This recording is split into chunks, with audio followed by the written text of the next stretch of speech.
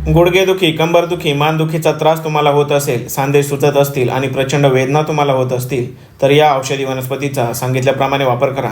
तुम्हाला हमखास आराम वाटेल. या आणि अशा अनेक औषधी वनस्पतींच्या माहितीसाठी अर्गदय आयुर्वेदला लाईक आणि फॉलो करा.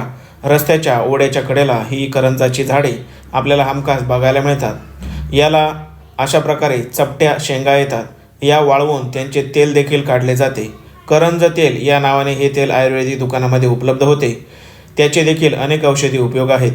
गुडघे दुखत असतील, सतत सूज येत असेल, तर करंजाची पाने ठेचून त्यामध्ये करंजाचे तेल मिसळावे आणि हा लगदा थोडा गरम करून दुखणाऱ्या गुडघ्यांवर किंवा दुखणाऱ्या सांध्यांवर रात्रभर बांधावा.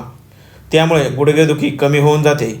करंज तेल तुम्हाला मिळाले नाही तर त्याऐवजी या शेंगांमधील बिया आणि पाने एकत्र ठेचून याचा लगदा बनवावा आणि त्याचा वापर करावा. माहिती आवडल्यास गरजवंतांना देखील हा व्हिडिओ